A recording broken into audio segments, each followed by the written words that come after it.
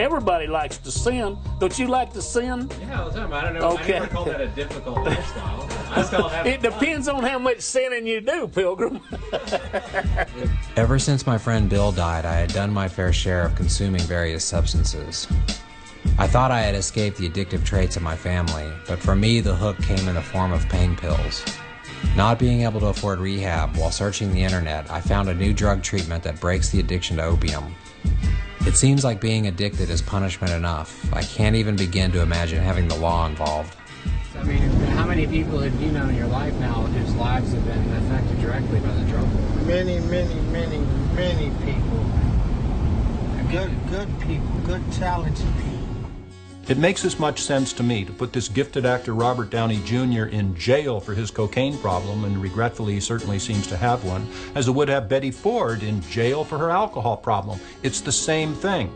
But if Betty Ford or Robert Downey Jr. or you or I drive a motor vehicle while impaired by whatever drug you're talking about, be it marijuana, alcohol, cocaine, or whatever, that's a crime.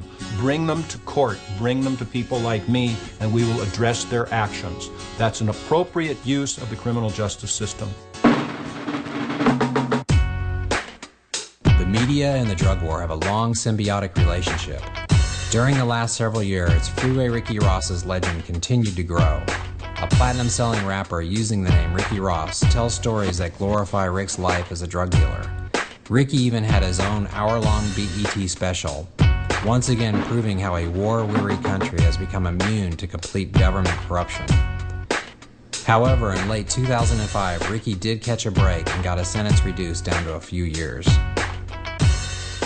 Ricky Ross is really a good guy who took advantage of an opportunity. He was an entrepreneur, but he's at the bottom of the food chain, so he went to jail. All the guys that violated the law, that ignored congressional sanctions on Iran-Contra, they're all in power. And George Bush, a guy who never succeeded at anything and is certainly not succeeding at this presidency, a guy who stole 2 elections, who has committed at least 10 different impeachable offenses, he's president of the United States.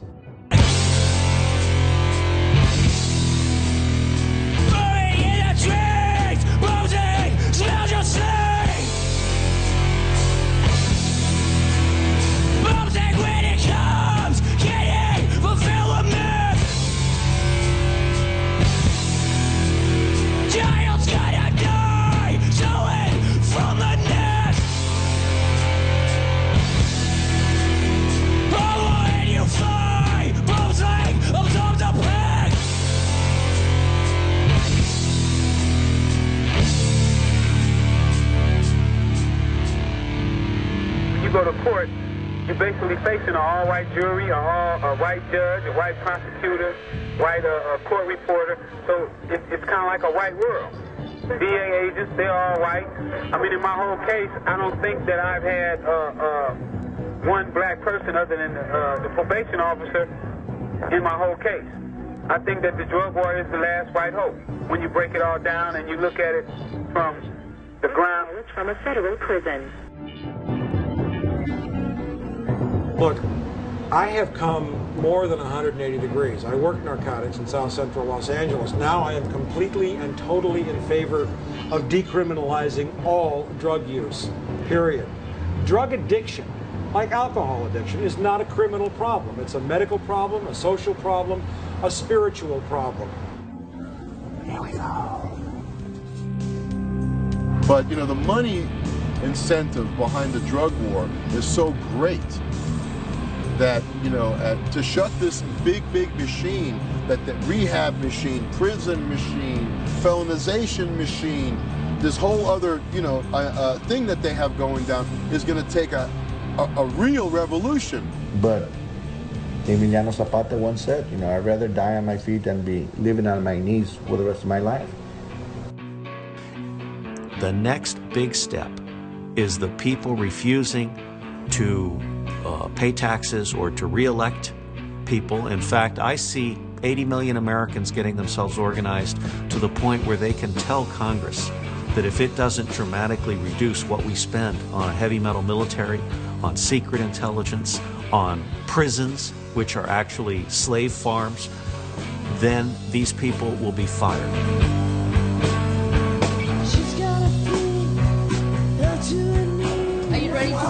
Give me 2 waffles, 1 breast, 1 side order of grits.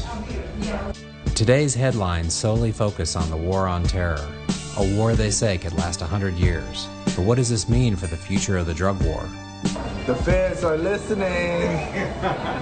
You're going down if you use this phone. You should be much more afraid of First Data Corporation than of the CIA. It's private organizations that are cataloging everybody's information. They don't need warrants now to tap your, well, they never did for cell phones, but they don't need warrants to tap a lot of your electronic communications, which are not secure. I've been violated all my life, so it don't matter. There goes the Fifth Amendment. There goes the Fifth Amendment and the Sixth Amendment. Somebody didn't like that. Them coming out admitting it is just an admission of guilt. So life goes on. Life goes on.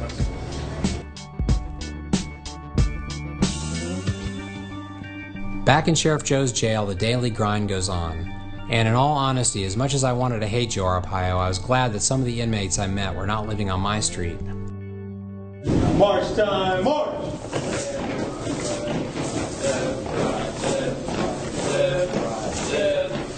80% of the cops shot in this area were shot because people are high on drugs.